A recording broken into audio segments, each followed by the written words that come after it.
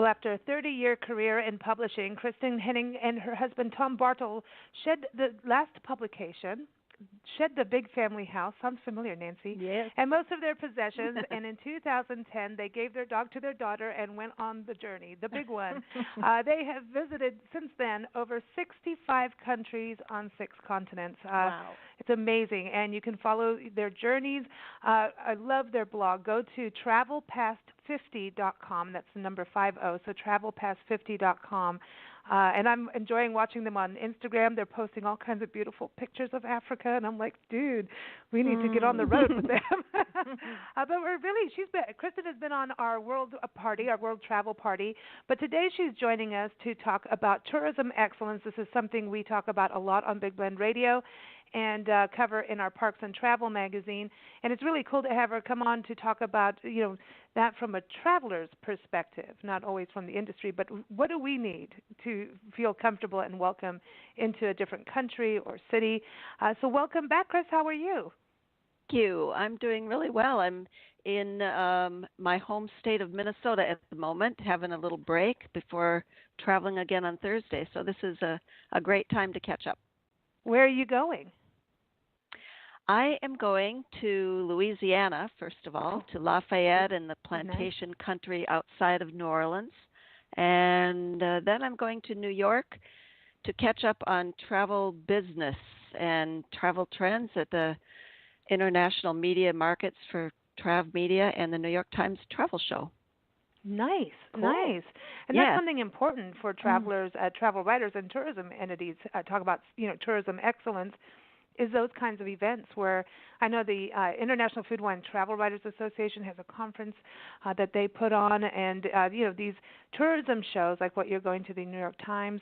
I know they have them out, one in San Diego coming up in February too.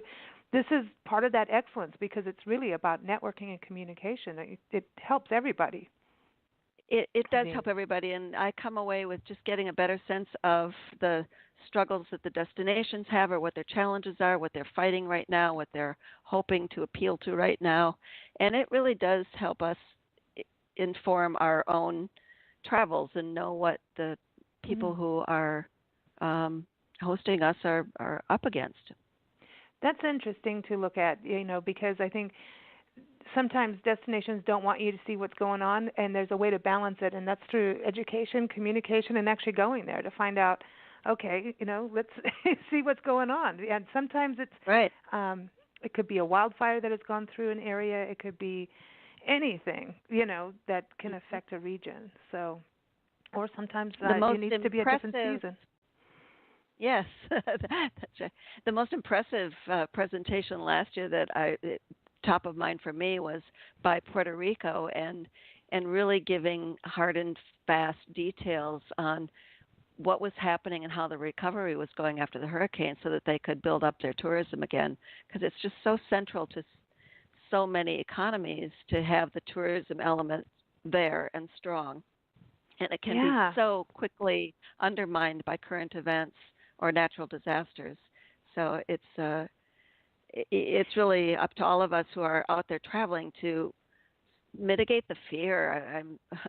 So it feels like a constant job of mine is to reassure people it is safe. Don't be afraid. I think when something happens, a disaster, and Nancy and I have been through a number of them, number one, it is about the media getting it right. I mean, I remember, being told our neighborhood had burned down, including our house. And, hearing about our community being told in the wrong way, and we found out, and then people being scared to come back and be part of the recovery process. And tourism, I mean, we're talking about responsible tourism here, and sustainable tourism, light-footed tourism, having the right people come into your community. So it's like a match. It's like a matchmaking game. That's how I look at it, That's right.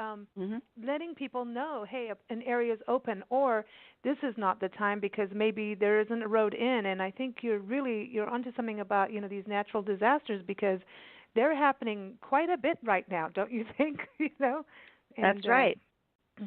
Yeah. Well, I think it's good to tell the truth, and major media, mainstream, really goes on sales, a lot, and so they get a little sensational. Like where we lived, and everybody was told that the whole town had burned down, and that was not even close to the truth. Nothing in town had actually burned at all, but it hurt the tourism of that town for up to 3 to 4 years to get people to realize that the main media that covered it did it wrong, did it the wrong way, and it wasn't that they didn't know; they did know. So it's really and mean. I have to say too that the responsibility goes to the consumers of media too. That we have to be better at looking for the details and paying attention to the whole story and not just a headline. Of course, I'm coming from a media background and saying that, but it's just not. It is a two-way street that we as consumers have to be sure that we're fact-checking and digging into the details and not just assuming this headline is the whole story. And absolutely, and you can always make a phone call and ask people. Exactly. I mean, everybody's glued to their phones, and you might try using it as a phone. Well, and to mitigate the fear, the one thing I know right now, I love that. as we're saying, our national parks are going through, and forests and any federal land like national wildlife refuges and are affected by the government shutdown, and so the websites aren't going to be kept up to date. So why I'm just backing myself up here. So please, but the reality is, just about every park ranger we talk to wants people to, before they go into a park, especially if it's something seasonal, things happen in parks because it's nature, it's weather, it's people. There's all kinds of things that can happen. Sometimes they have to do a prescribed burn in an area, so that one road may be closed that you planned on doing. But they always say check the websites before you go, and they try to update them. Check them up on Facebook. Unfortunately, during the shutdown, we're all relying on media. There's just it's limited of what they can say and do, but it is about checking those things too and fact checking, because then and that's the important thing too, not just like what the national parks are doing, but for the destinations to be kept up to date. I mean, don't you hate going to a website of a destination and they haven't updated their events, or you don't know what year they're talking about? You know what I mean? Exactly. So for a visitor, you feel like, are you even open? That's right. The most recent blog story you'll see will be 2 years old or something, and you wonder if there's even anyone maintaining it. And I'm glad you brought up the national parks too, because in fact I have been getting press releases from the parks and going to their websites and doing some other research, and they're really doing a surprising job of at least having a really visible burst on their page that says that there is the shutdown situation, but in some cases there's some partial opening, or they're looking for volunteers, or there are local efforts that are helping keep little pieces open, or helping to clean up some of the issues that are cropping up now with the shutdown, with sanitation and so forth. So there are opportunities there if someone's interested in the national parks to check with them and see if you can't help right now when they need it the most. Exactly.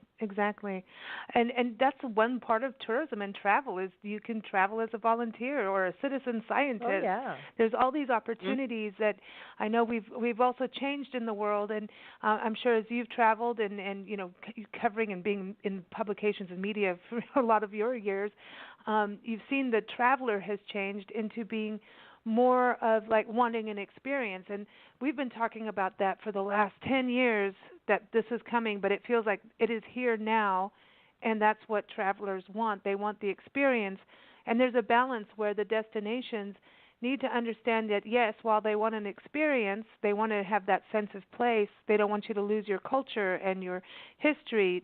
They want that true thing, not everything to be cookie cutter. It doesn't mean that you aren't equipped.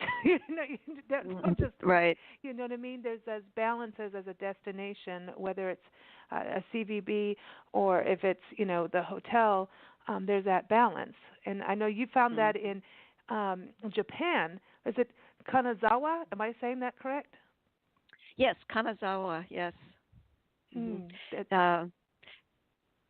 We discovered that so many ways in Japan, and just before I get to the Japan story, I just wanted to touch on the participatory traveler and volunteerism too, because I've been, well, just in this last year, Tom was in Africa, my husband and travel partner, and we were both in India, and I was in Greece, and they were all in areas where there's either new tourism or delicate balance with wildlife and tourism. And you've probably heard a similar statement, but as they're grappling with this in India, for example, they're realizing, if without tourism, we can't maintain these national parks where you can go on safari and have wildlife sightings. But with too much tourism, there's not going to be the tigers and the wildlife to see. And so it is exactly that balance of allowing the opportunity, but not killing it. It's not overdoing it.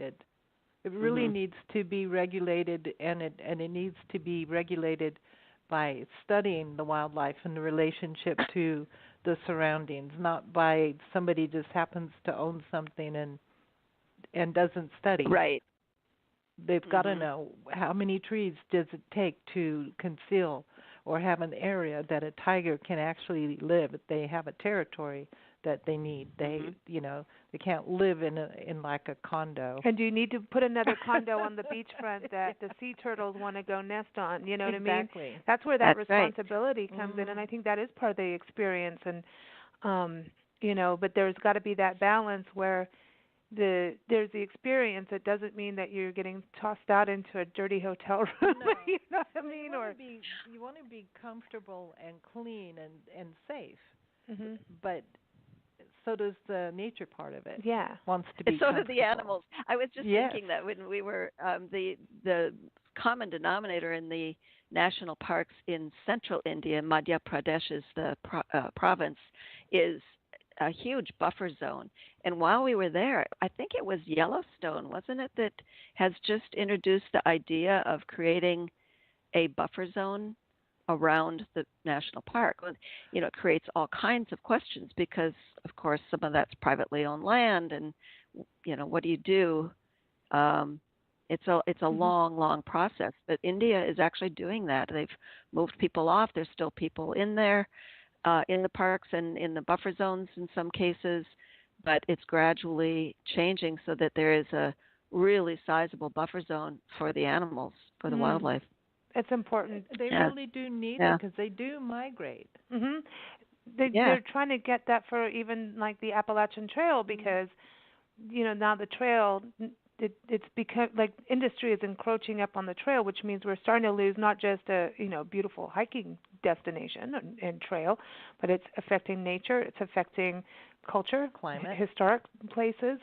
And so they're looking just even for some of our major hiking trails to have buffer zones and safety. It's safety too, So and for animals. I mean, I'm big on that, and that's kind of why you'll see sometimes a national park being surrounded by a national forest or BLM land or state parks, and and that gets different in who can do what in all those different parks and everything. But that buffer zone, regardless, always helps so that you don't have like the entire city right on top of the park. Right. And in some cases they're transit. Go ahead. No, I was just going to say we need all the trees and greenery that we can get, and we need to keep it, or we're going to be in big trouble. Exactly. That's right. Go ahead. Sometimes the green areas are literally transit zones from one larger park to another for the wildlife too.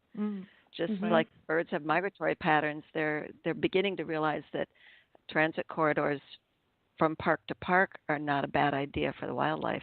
It gives them a lot more space. Yeah. We like that did idea. some segments on Wyoming with their transportation. Their department created these bridges, and for wildlife to be able to walk across.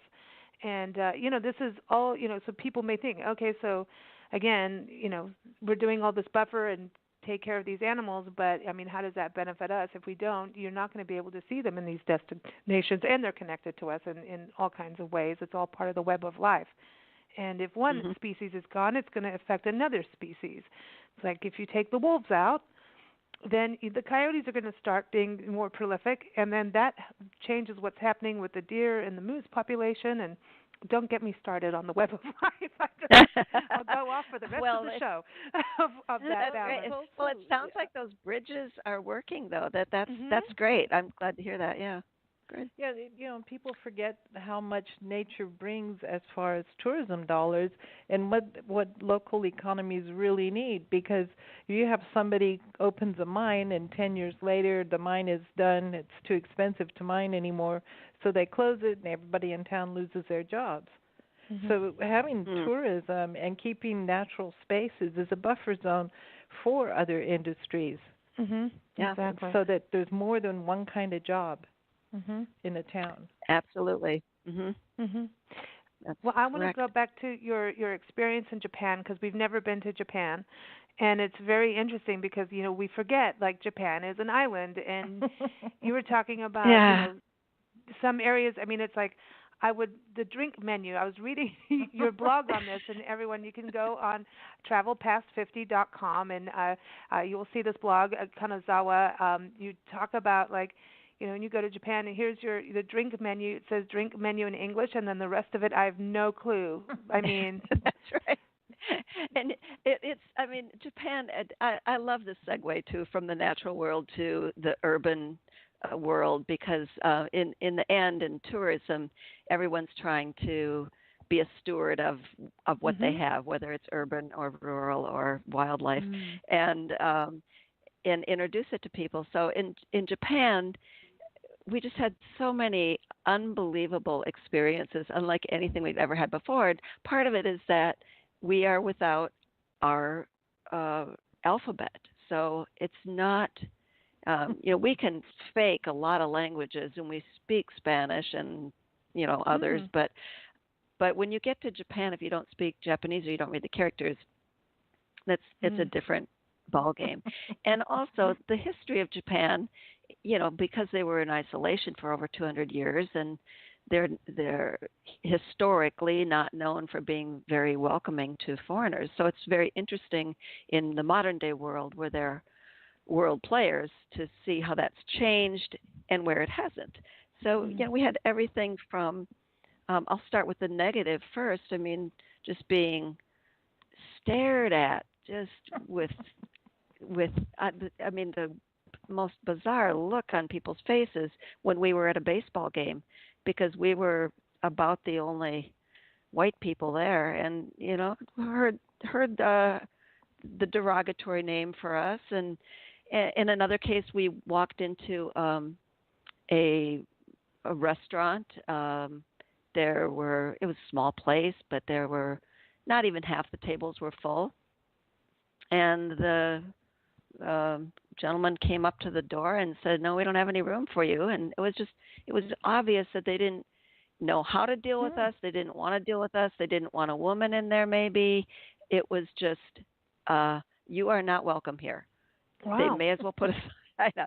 And so there's that funny experience. And then on the other hand, they are just over the moon helpful and welcoming on the. So some examples. In Tokyo, for example, I recommend everybody call up an organization that is free volunteers to give you a tour. And it's just people who want to meet visitors, and we spent a half a day with the woman. We went to the fish market with her. We had lunch with her at no cost. We bought her lunch, but it's a fabulous introduction to the city. Kanazawa, which you mentioned, just struck me because this is not a big city. At the time we were there, it was not connected with the fast train. We did travel there by train, but it wasn't the fast train, and it's not.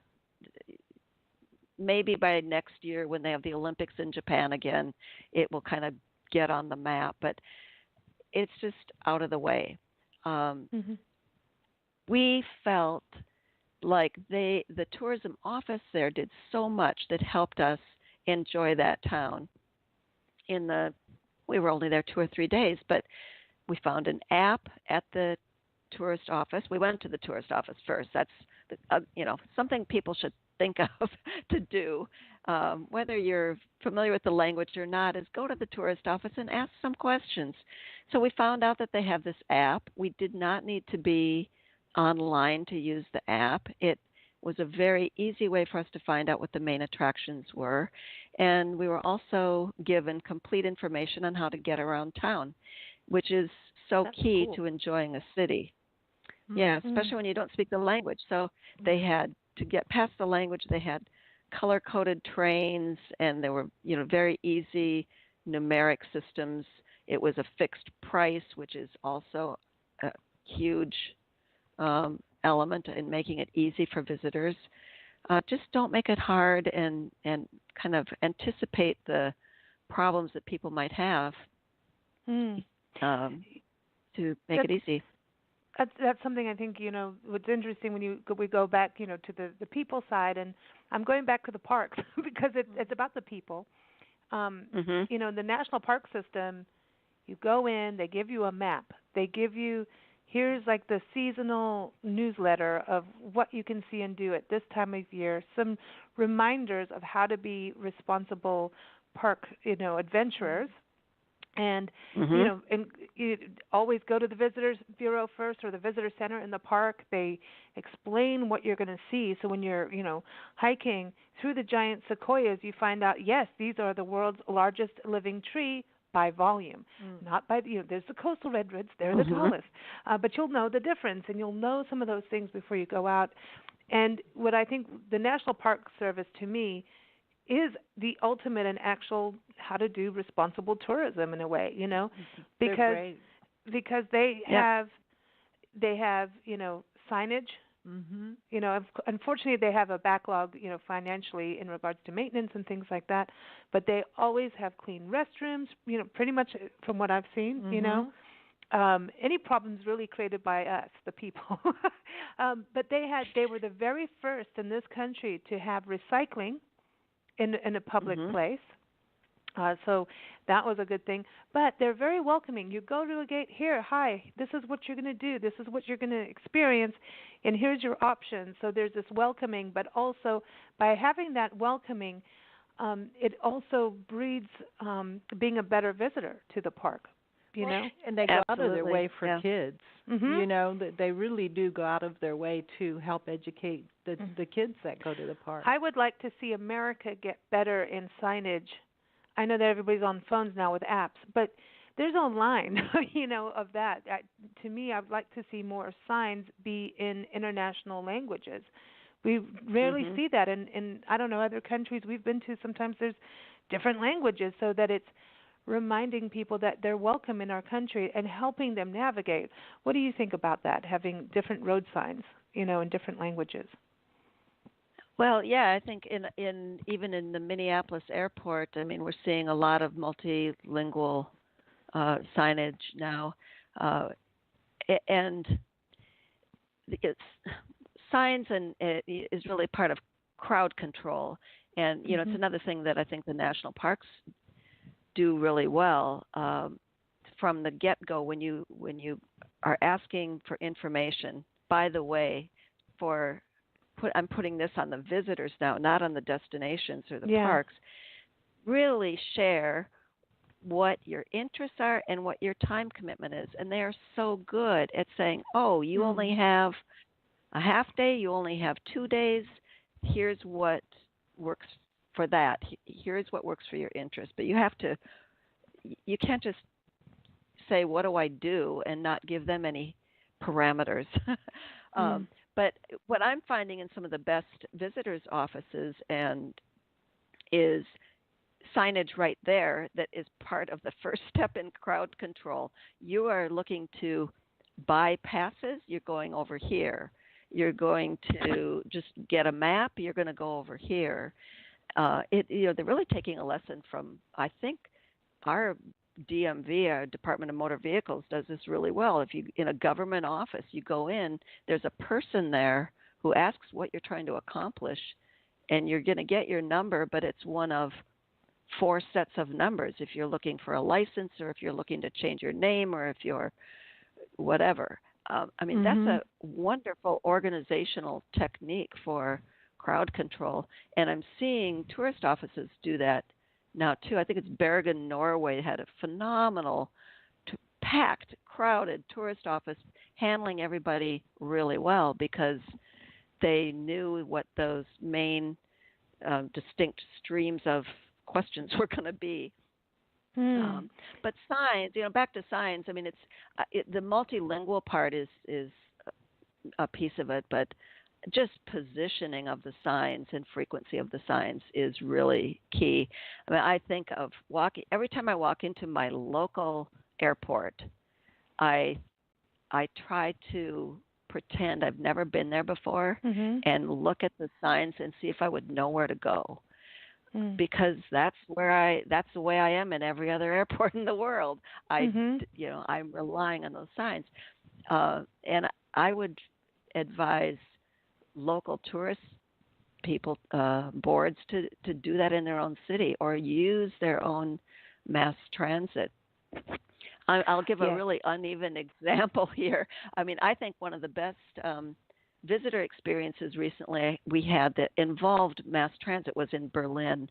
Berlin has a phenomenal city pass, the Berlin Pass, and it's kind of an optional travel pass you get with that, which is unlimited travel on all of their mass transit, which we got and was just outstanding. It was so great and so easy for us to take in everything we wanted to do in the 5 days we were there. It was, came with appropriate maps and information. It wasn't hard to figure out. I contrast that with my own city, and granted, it's not fair because Minneapolis-St. Paul is not a huge tourist destination. We do a lot of convention business, but to ride on the light rail system here is just wouldn't know what to do if you're a visitor. There are three different pricing strategies. There's a zone and different times a day, and then there's another discount if you're a senior. And I'll take all of that and then put it on a screen at the train stop that if there's sunlight on it, you can't read. The reflection is impossible. Wow. So, I mean, yeah. We're going from the ridiculous to the sublime here, but those are all important factors in the enjoyment of an experience. Exactly, and I think this is where we talk about all the time in regards to tourism excellence is the fact that it's about building your community. It's about building a better community. So, like when you drive in certain areas, we just came back from a trip and got incredibly lost because Google doesn't do the right thing all the time, especially if you're off in little towns and farmlands. And we ended up in the middle of a cabbage patch, and we missed the event that we were supposed to cover, which was one of these once-in-a-lifetime things. And but this is the thing. It's not only were the road signs bad. I'm like, Nancy, look and see if that road sign, there's no road sign suddenly on this one part that we were at. And I'm like, okay, so the town, people get used to their own thing, but a visitor coming in doesn't know. And this is where the town or the city and the tourism and the community need to have that same united vision, because I know there's always people like, we don't want tourists. Well, silly things happen when there isn't those kinds of things put together, and you can't rely on Google Maps. And I really I looked at the visitor guide for this area, and I'm going to be nice. And first thing I did was look for the map. For a map. Because that's what and that was now not in the, and I know this area very well, but apparently not that well. And it's been a while, so I was like, oh, let me get the recent guide. And because now we're so cell phone, and we've got GPS and everything, and I don't travel that way because to me, I'm into the way I am. I always get lost. But this was not a cool thing that happened. You go in, I'm like, okay, I'm going to force myself to do this GPS thing that I hate. And, I put in exactly the right thing. I went back to the hotel. The hoteliers went and did exactly the same thing, came out with the wrong thing. And then the next thing we were supposed to run off and do, the hoteliers came back. They printed out the instructions from Google. Guess what? That was wrong, too. So I think Google's great, but you cannot rely on that. And I really think that visitor bureaus really need, and hoteliers and event people, having a printout map, it gives people a sense of feel. I don't know. I just really miss them. You can either do that, a printout map, which I would appreciate because I really have a problem with the idea that when you're going into a nature place, you should have to use a cell phone. I don't want to. Right. Yeah. And really, sometimes you can't. Yeah, and sometimes you can't. And having a printout is good.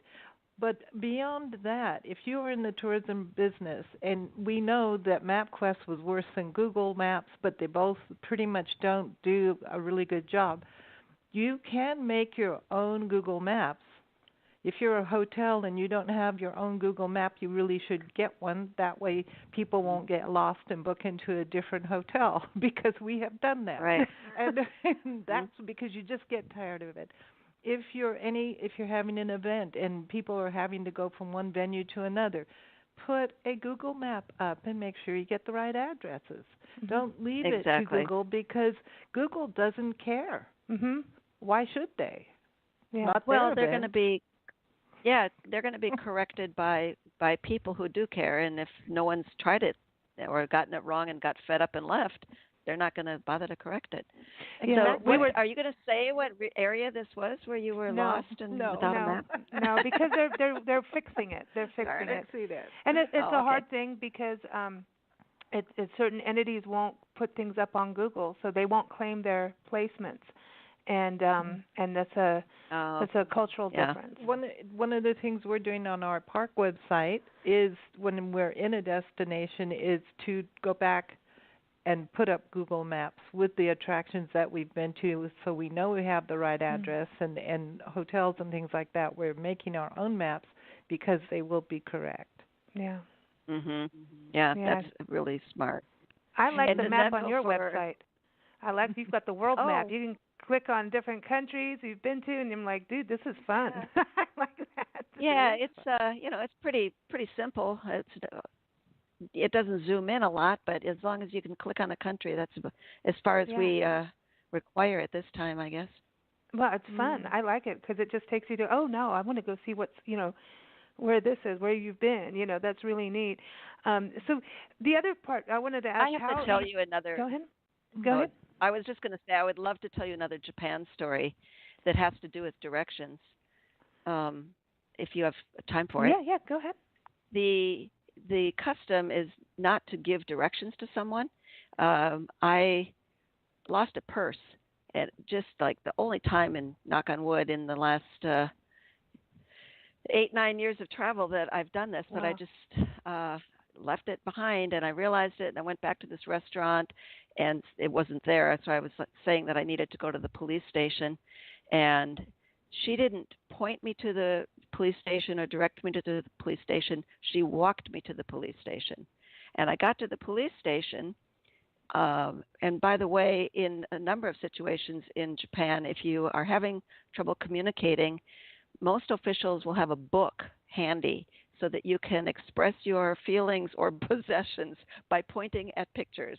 So I was able to say that I had lost a purse, that it was a blue purse, that it was a small backpack, and where I lost it, they literally, I had left it on a bus. They called the bus drivers. They knew that bus was going to come around again. And they literally found my purse on the bus, waited for the bus to come around again to a nearby stop. One of the policemen went out and literally jogged down the street to the bus stop, got my purse, brought it back to the police station, and gave it to me. Wow. Can you imagine? That's amazing. And see, now that's hospitality, man, and just good people. That is. In Kenya once, I left a bottle of hand lotion. I actually left it on purpose, and I put it in the waste paper bin there. And it followed me from hotel to hotel to hotel.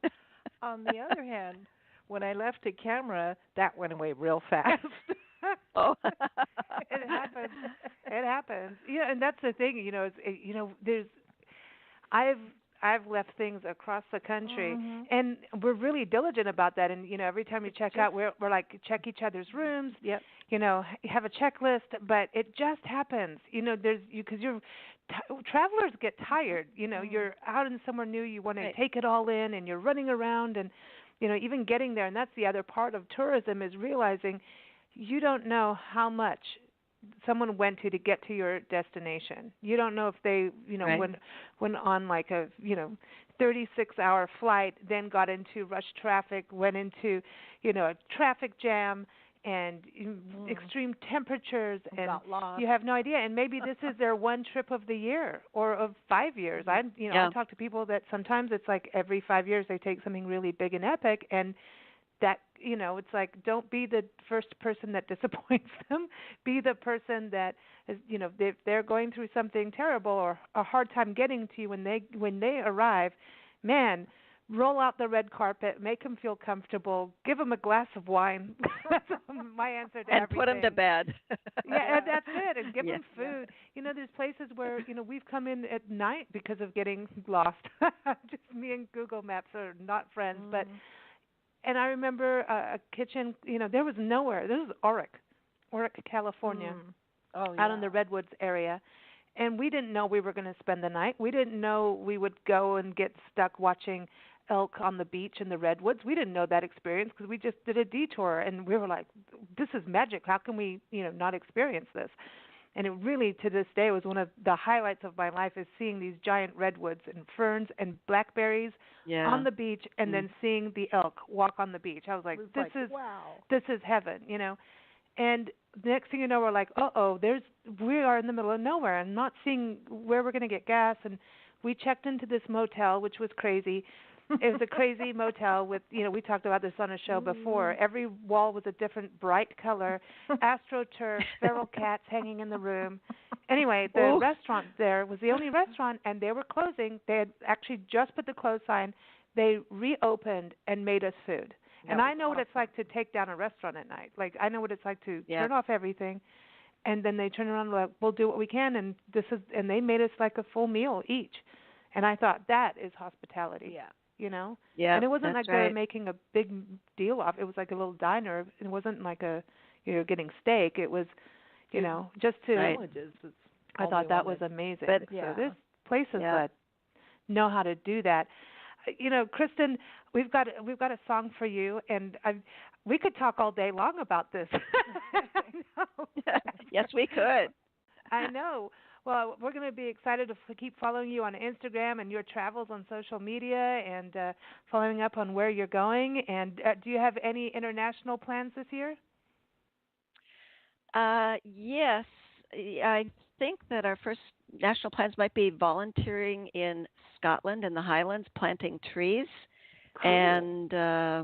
And it's unfortunate that these two things in the spring are at the same time. The other is a trip to Iran that we are both wanting to do. So we may end up splitting up, and one of us will do Scotland and one will go to Iran. That's, I think, our first international trip this year. Wow, we'll enjoy. We'll be following you. And everyone, again, go to Kristin's website, travelpast50.com. That's 50, travelpast50.com, and enjoy their travels and stories. And I love it because you're very straight up. You tell the truth, the good, the bad, the ugly, and in a very positive way. And you get a real sense of place from your writing and imagery. So I encourage everyone to go there again. And I want to thank the International Food Wine Travel Writers Association for sponsoring the segment. If you're a travel writer, a journalist, a photographer, a destination, whether you do food tours or you're actually the CVB or tourist board, the great place to go is ifwtwa.org. It's where everyone connects in the world of tourism. So check that out. And your song today, Kristin, is Traveler. One of our. This is one of my ultimate favorite songs, and since we're talking from the traveler's perspective, I had to play this. So, listeners, I know you're just going to keep hearing this over and over again. I love this song. It's from the Walkabout Band. So Dan Sully, the lead singer and didgeridoo artist, we call him the Circular Breather. He's from Australia, and the rest of the band are from New York, and they, travel around. And so this is off of their first album, again, called Traveler, and you can keep up with them at walkaboutband.com. So here we go. Thanks so much for joining us, Kristin. Thank you. What fun. You take care.